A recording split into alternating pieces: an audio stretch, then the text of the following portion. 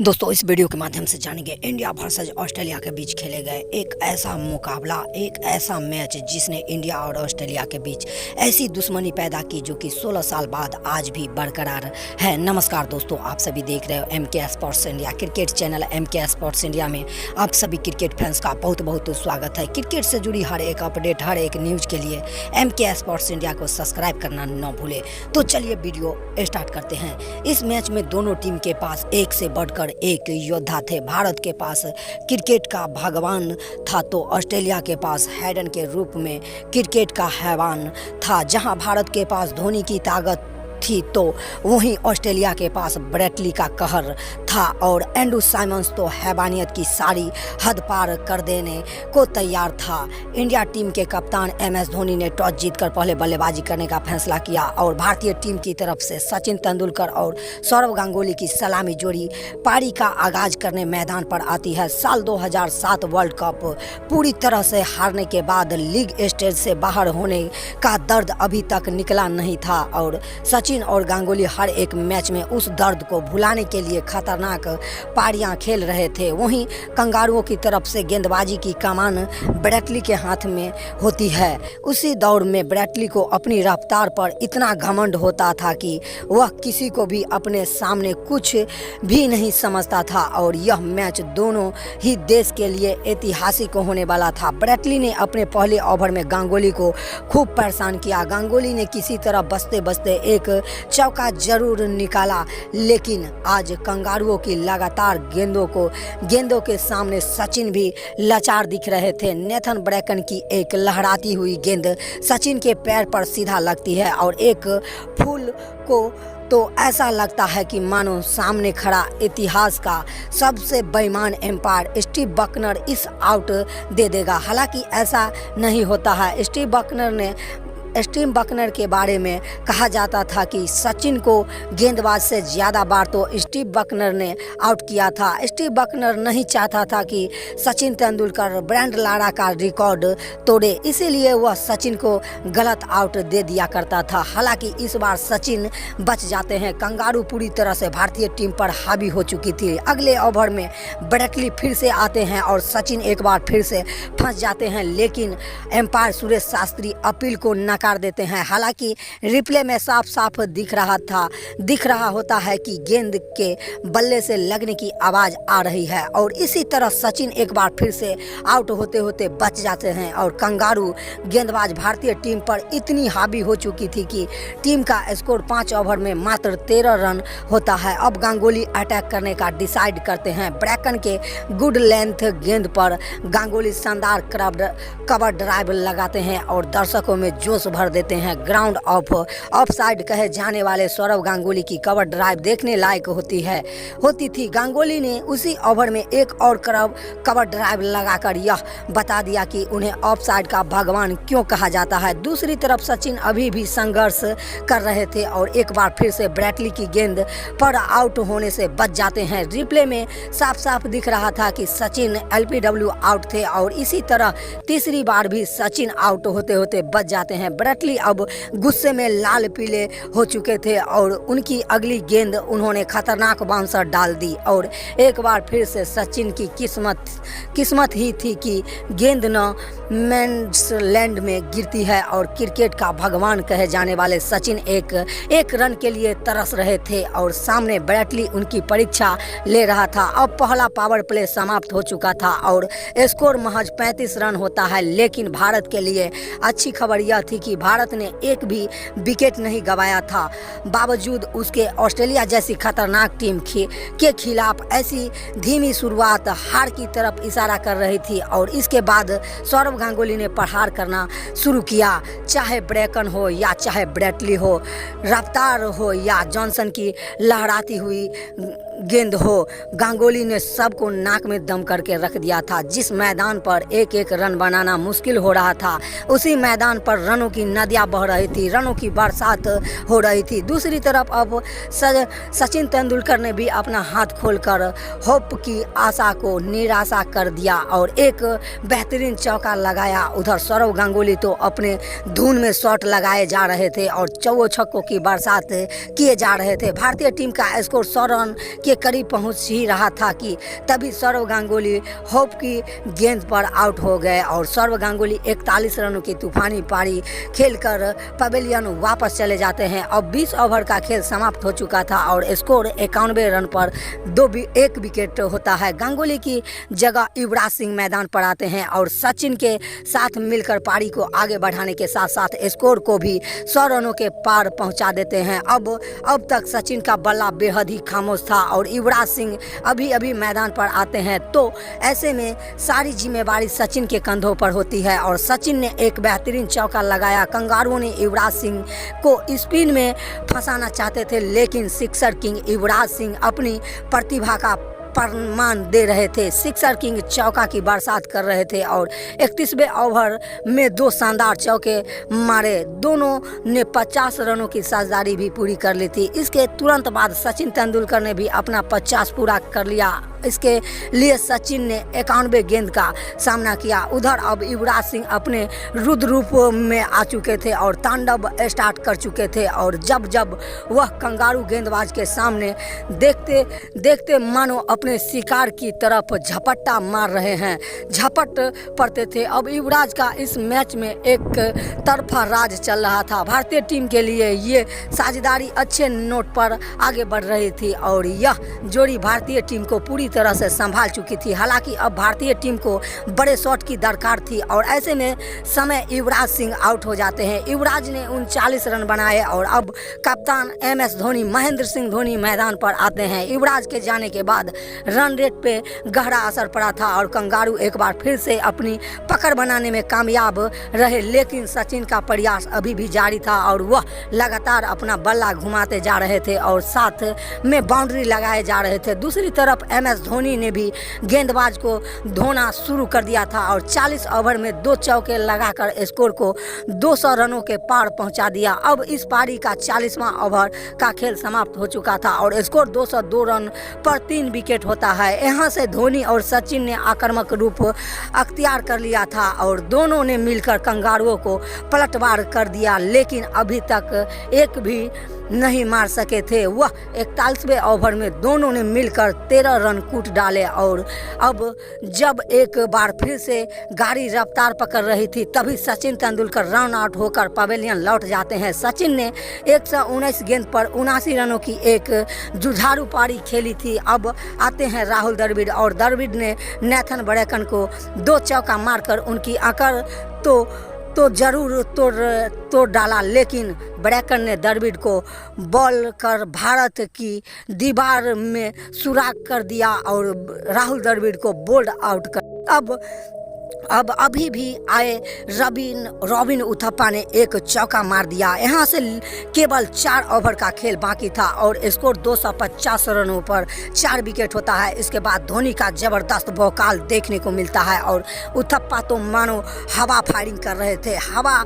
में उड़ा कर गेंद को मार रहे थे। उथप्पा का वार कंगारुओं की आत्मा को डरा रहा था और भारतीय फैंस जश्न मना रहे थे और इधर ब्रैटली निराश हो चुके थे। भारत के लिए आखिरी ओवर बेहद ही शानदार रहा था, क्योंकि इस ओवर में धोनी और उथप्पा ने मिलकर 21 रन कूट डाले थे, ठोक डाले थे। उथप्पा ने दूसरी और तीसरी गेंद पर चौका लगाया और धोनी ने 5वीं गेंद पर झनकदार चौके मार दिया। धोनी ने पहली पारी के आखिरी ओवर की आखिरी गेंद पर पारी का पहला चौका लगाकर पारी को समाप्त कर दिया और साथ में धोनी इसके साथ ही अपना 50 भी पूरा कर लिया और स्कोर को 200 के रनों तक पहुंचा दिया। भारतीय बल्लेबाज ने भारत को अच्छी स्थिति में पहुंचा दिया था। वहीं ऑस्ट्रेलिया की तरफ से ब्रैकन ने सबसे ज़्यादा 78 रन लुटाए। अब कंगारुओं को इस मैच को जीतने के लिए 50 ओवर में 292 रन बनाने थे। किंग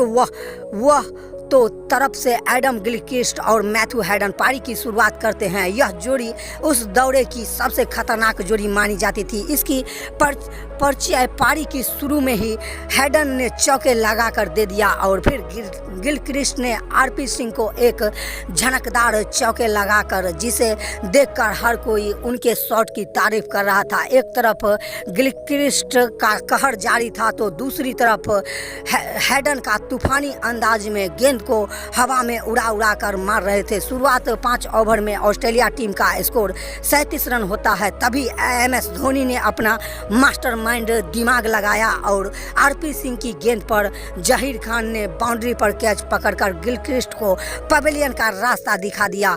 वैसे नॉर्मली यहाँ पर कोई फील्डर नहीं रहता है, लेकिन यह मास्टरमाइंड फील्डिंग MS धोनी की लगाई हुई थी। अब ऑस्ट्रेलिया को पहला झटका लग चुका था और ऑस्ट्रेलिया के कप्तान रिकी पॉन्टिंग मैदान पर आते हैं।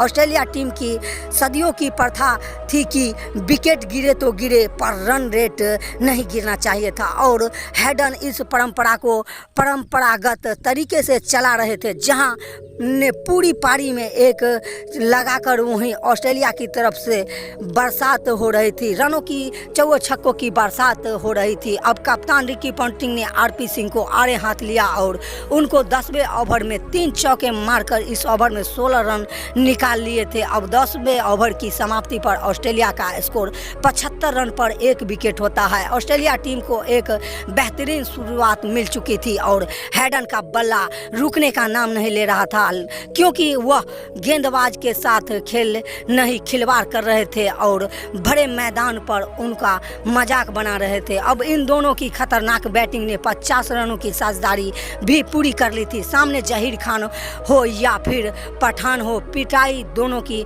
बराबर हो रही थी। डेबी बॉलर्स के पास इन दोनों का कोई तोड़ नहीं था, क्योंकि वह दोनों खुद ही ताबड़तोड़ थे और उसी दौरान हेडन ने मात्र 39 गेंद पर अपना 50 भी पूरा कर लिया और मात्र 13 ओवर के स्कोर में 100 रनों के पार पहुंचा गया था। याद रहे कि इस समय भारत का स्कोर महज 55 रन था। अब ऑस्ट्रेलिया को 36 ओवर में 190 रनों की दरकार थी।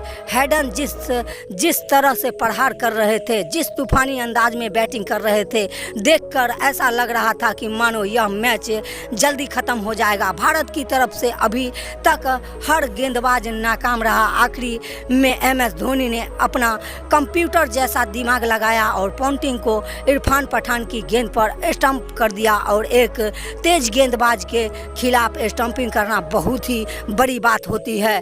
जब विकेट का सूखा पड़ा था तो धोनी ने विकेट लिया और इसके विकेट का पूरा क्रेडिट MS धोनी की झोली में जाता है। इसके बाद माइकल क्लार्क मैदान पर आते हैं। अब 20 ओवर का खेल समाप्त हो चुका था और स्कोर 124 रन होता है। क्लार्क आते ही अपना क्लास दिखाना शुरू कर देते हैं और एक चौका लगाते हैं, लेकिन हरभजन उनको अपनी गेंद पर फंसा कर कट एंड बोल्ड आउट करते हैं।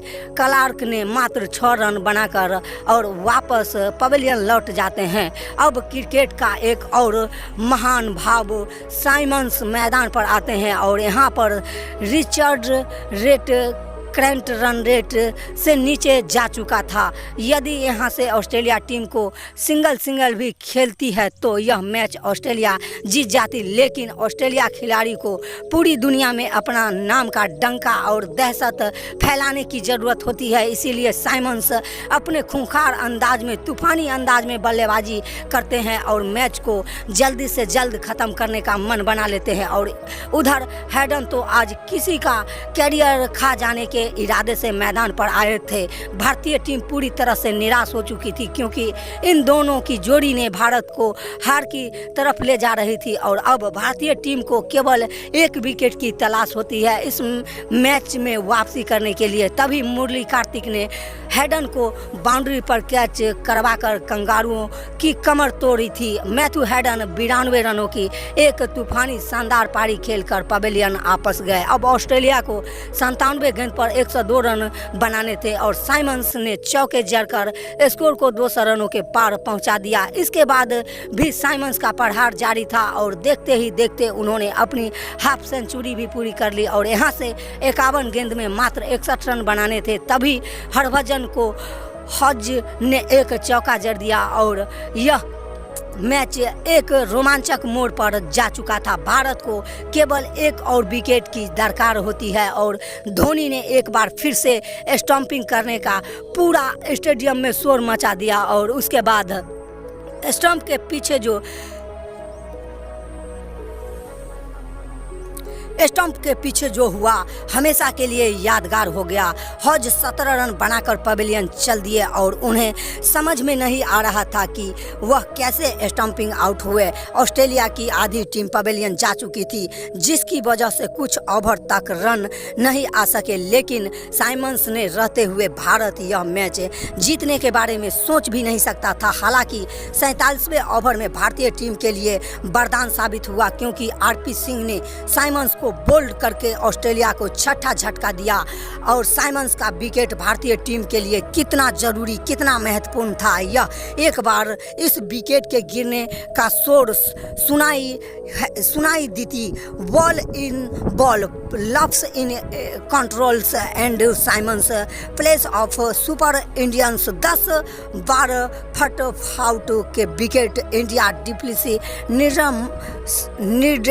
Something dramatic and RP Singh provides head weight to bat and see. Wicket के गिरने के बाद दर्शकों को शोर से सब कुछ पाया कर दिया गया था और अगली गेंद पर एक और रन आउट मिल गया। आरपी सिंह के शानदार परफेस ऑफ माइंड के एक और विकेट ले दिया और उन्होंने इस एक ओवर में मैच का रुख मोड़ दिया। अब 16 गेंद पर 23 रन बनाने थे और लगातार कंगारुओं पर दबाव बढ़ता जा रहा था। आखिरी ओवर में 16 रनों की दरकार होती है और ऑस्ट्रेलिया टीम उस दौरे की वह टीम थी जो आखिरी दिन तक हार मानने को तैयार नहीं होती थी। और यह देखने को भी मिला क्योंकि ब्रैडली ने जहीर की पहली गेंद पर चौका मारकर सबको हैरान कर दिया। यह मैच भारत की तरफ आ रहा था, लेकिन फिर भी हार का डर सता रहा था। लेकिन उसके बाद जहीर खान ने शानदार गेंदबाजी की और कुछ डॉट गेंद फेंकी, जिसकी वजह से